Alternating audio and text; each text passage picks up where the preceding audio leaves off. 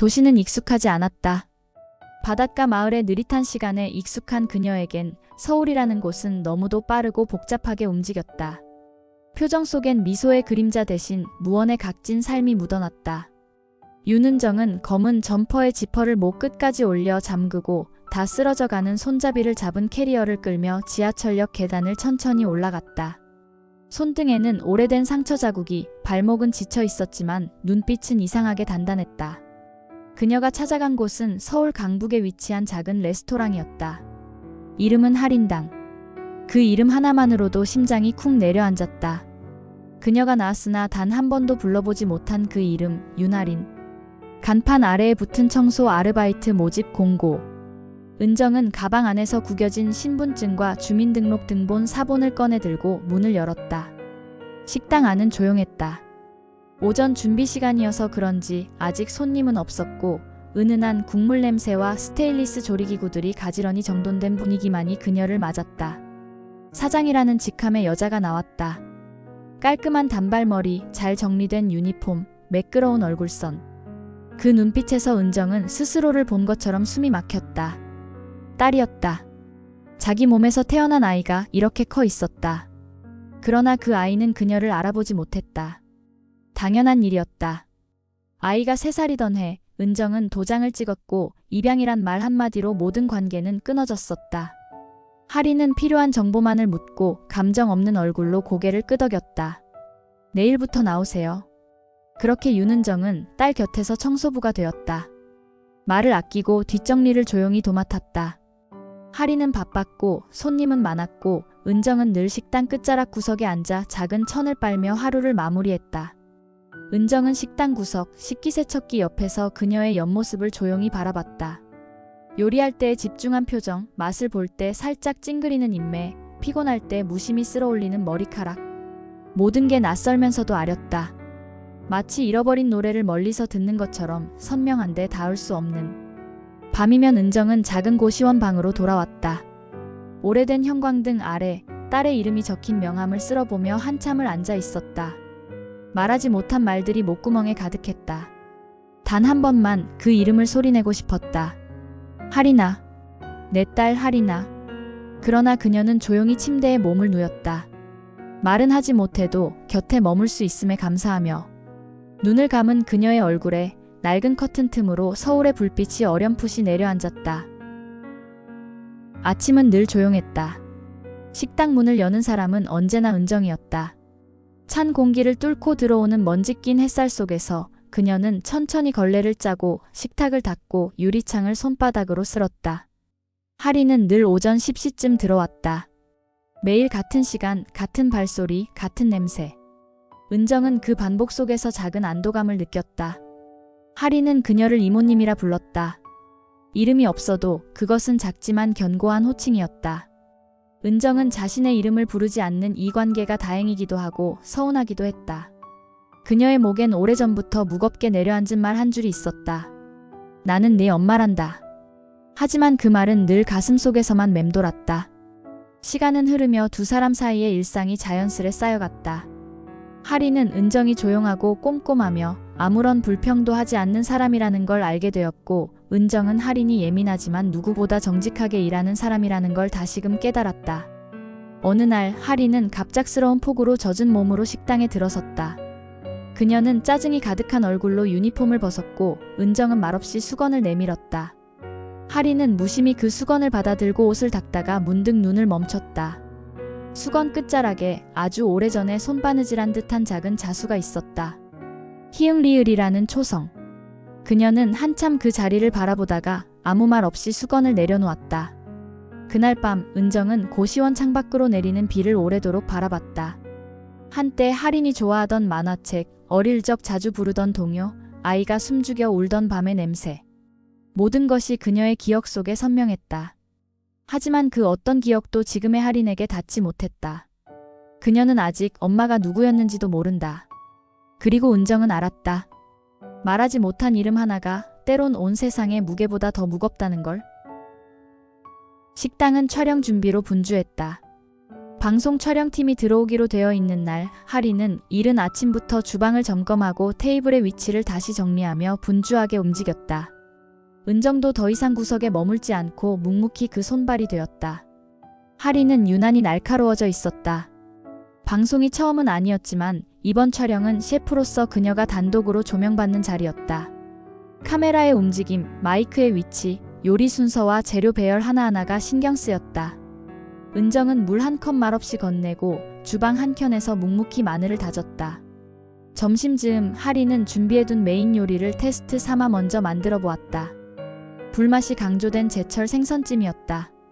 그러나 촬영 감독은 그보다 더 한국적인 정서가 필요하다고 말했다.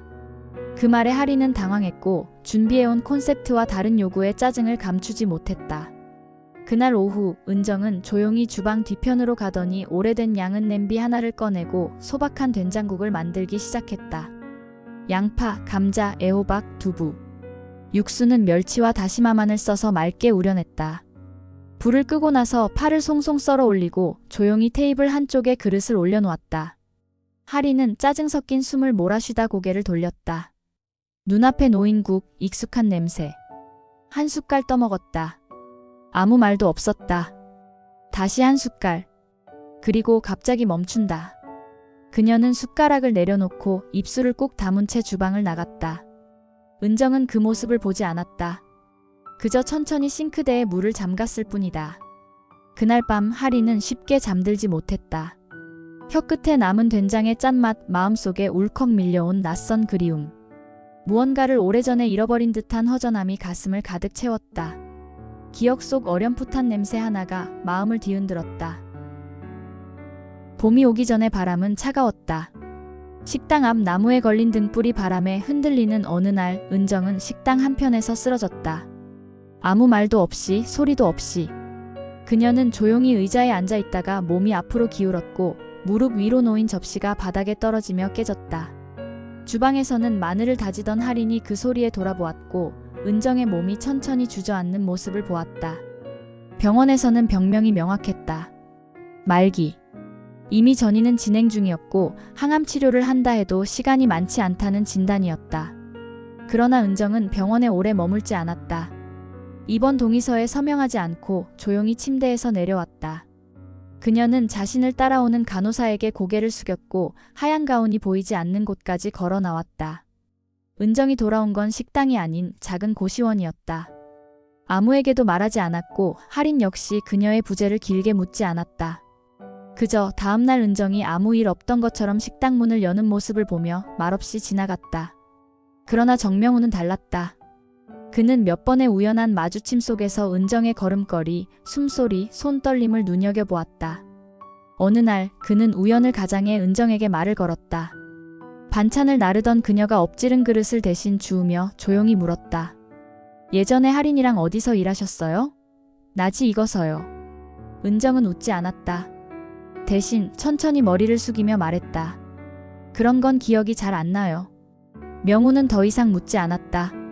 하지만 그날 밤 그는 할인의 오래된 사진첩을 꺼냈고 입양 이전의 유아 시절 사진 한 장에서 은정과 똑 닮은 문매를 발견했다. 감정이 확신으로 굳어지는 데는 그리 오래 걸리지 않았다. 며칠 뒤 은정은 다시 쓰러졌다. 이번에는 식당이 아니라 고시원 복도였다. 복도를 지나던 이웃이 구급차를 불렀고 그녀는 다시 병원으로 실려갔다. 이틀이 지나도록 식당엔 그녀가 나타나지 않았다. 할인은 수상함을 느꼈다. 그녀는 그날 처음으로 은정을 찾기 위해 전화를 걸었다. 등록된 번호는 없었고 주소도 남겨진 것이 없었다. 그제서야 할인은 주방 뒤편 은정이 늘 머물던 작은 자리에서 천천히 그릇을 하나하나 닦으며 그녀가 없는 공간을 바라봤다. 말없이 정리된 수세미, 빳빳하게 접힌 행주 한 장. 그리고 싱크대 뒤편 구석에 놓인 오래된 봉투 하나. 읽지 말 것. 이라는 글씨가 적힌 그 봉투 앞에서 할인은 한참을 움직이지 못했다. 시간은 흐르고 있었다. 그리고 무언가는 조용히 그녀들 사이에서 움직이고 있었다. 은정은 다시는 깨어나지 못할지도 모른다는 말이 병원 복도에 울려 퍼졌을 때 할인은 가만히 서 있었다. 의사의 말이 들렸지만 그 뜻은 바로 마음에 닿지 않았다. 그저 눈앞에 놓인 침대 위 여인의 얼굴을 바라볼 뿐이었다. 익숙하고도 낯선 얼굴. 그녀는 여전히 이모님이었다. 하지만 어쩐지 이제는 그 이름조차 부르기 어렵게 느껴졌다. 하리는 병원에서 돌아오지 않은 은정의 사물함을 열었다. 안에는 낡은 청가방 하나와 작은 수첩, 그리고 편지 봉투 하나가 들어있었다. 겉면엔 그녀의 이름도 발신자도 없이 단 하나의 문장만이 남겨져 있었다. 딸에게 마지막으로 밥 한 끼 해주고 싶다. 그 문장을 읽는 순간 하리는 숨이 막히는 듯한 기분을 느꼈다. 어디서부터 무엇이 잘못된 것인지 알 수 없었지만 명확한 직감이 있었다. 그녀는 무언가를 오래도록 보지 못한 채 살아왔고 그것이 지금 눈앞에 있었다. 하리는 사진첩 속 유아기 시절의 사진을 꺼내 들었다. 그 옆에 누워 웃고 있는 여인의 얼굴, 지금 병상에 누워있는 은정과 닮아 있었다. 기억은 흐릿했고 시간은 길었지만 감정은 그렇게 오래된 그림자를 다시 끌어올렸다. 하리는 무너졌다. 그녀는 조용히 자리에 주저앉아 봉투를 가슴에 안고 한참을 울었다. 며칠 후 은정은 병원에서 잠시 의식을 회복했다.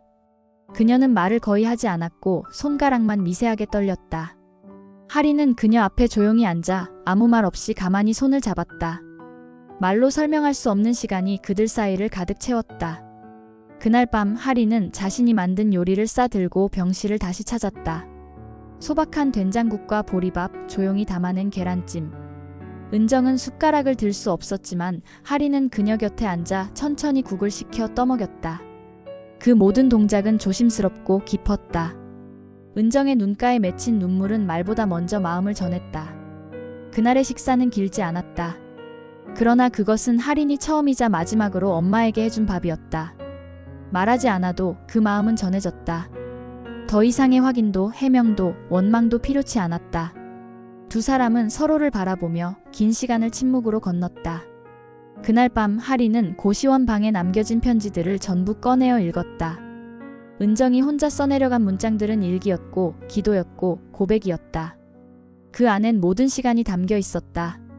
후회와 그리움, 미안함과 사랑. 그중 마지막 문장은 오래도록 하린의 마음속에 남았다. 나는 너를 한순간도 잊은 적이 없단다. 병실은 이제 조용했다. 기계음조차 낮아졌고 창문 사이로 들어오는 오후 햇살만이 벽에 길게 스며들었다.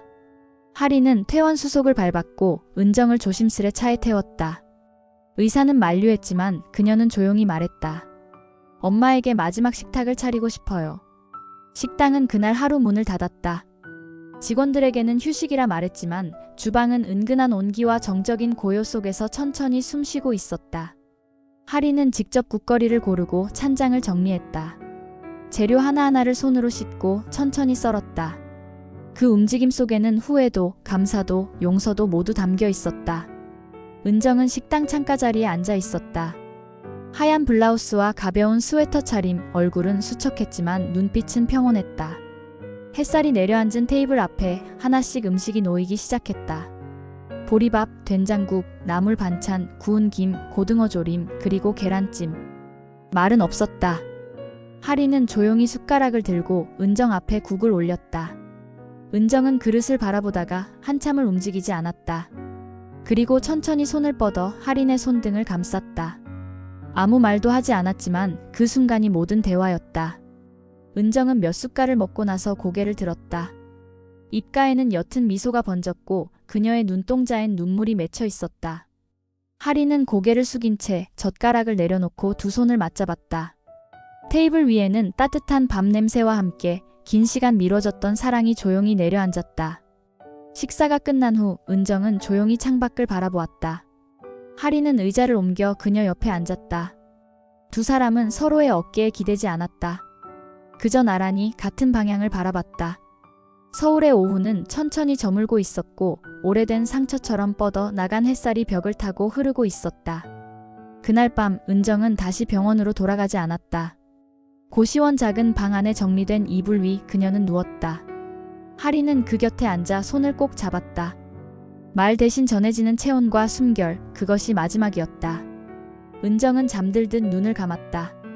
그리고 조용히, 아주 조용히 모든 숨을 내려놓았다. 장례식은 조용하게 치러졌다. 검은 옷을 입은 하리는 장례식장 한켠에서 끝없이 쏟아지는 조문객들 대신 벽에 걸린 흑백 영정을 바라보고 있었다. 사진 속 은정은 조용히 웃고 있었다. 입가에 머문 그 미소는 생전보다 더 따뜻해 보였다. 하리는 조화를 정리하고 헌화를 받고 목례를 하면서도 멍하니 한 장면만을 떠올렸다. 마지막 식사. 식당의 창가, 저물어 가던 햇살, 말없이 건넸던 된장국 한 숟갈. 그 기억 하나가 온 세상의 소음과 교체되어 오롯이 마음속을 메우고 있었다. 장례가 끝난 후 하리는 고시원 방을 정리했다. 그곳엔 은정의 흔적이 고스란히 남아 있었다. 얇은 베개, 반으로 접힌 담요, 오래된 수첩, 그리고 마지막 편지. 그 편지는 봉투도 없이 작은 노트 끝에 적혀 있었다. 너를 낳던 날 나는 온 세상이 바뀌는 소리를 들었단다. 너를 보낸 날 나는 세상이 멈추는 소리를 들었지. 그리고 지금 너의 손을 잡은 날 나는 다시 살아가는 소리를 들었단다. 하리는 그 편지를 가만히 접어 지갑 속에 넣었다. 그리고 몇 날 며칠을 혼자 걸었다. 시장 골목도, 공원도, 바닷가도. 서울 외곽 작은 절 앞에서 멈춰 섰을 때 그녀는 주머니 속 손바닥 크기의 항아리를 꺼냈다. 엄마의 유골이었다. 그녀는 말없이 항아리를 땅에 묻었다. 그리고 그 위에 작은 바위 하나를 올렸다. 몇 달 뒤 식당은 다시 문을 열었다. 인테리어는 그대로였고 메뉴도 변하지 않았다. 단 하나, 창가 자리엔 작은 액자가 하나 놓였다. 하얀 글씨로 이렇게 적혀 있었다. 이 자리에 따뜻한 한 사람이 앉아 있었습니다. 그분은 말없이 세상을 닫고 조용히 사랑을 남기고 가셨습니다. 사람들은 그 문장을 읽고 잠시 멈춰 섰다가 미소를 지었다. 하리는 여전히 주방에서 요리를 했다. 된장국을 끓일 때면 그녀는 언제나 마지막으로 국물을 한 숟갈 떠보았다. 그리고 그때마다 작게 고개를 끄덕였다. 그녀의 눈빛은 전보다 더 부드러웠고 손놀림은 이전보다 더 정갈했다. 잊지 않기 위해서가 아니라 사랑을 더 오래 머물게 하기 위해서. 그날 이후 식당의 밥은 이전보다 더 따뜻해졌다. 봄이 되었다. 골목 담벼락에 새싹이 올라왔고 식당 앞 화분에도 작은 들꽃이 피기 시작했다. 하리는 매일 아침 가장 먼저 주방에 불을 켰다. 창문을 열면 시든 바질 냄새와 함께 은정의 손길이 느껴지는 듯했다.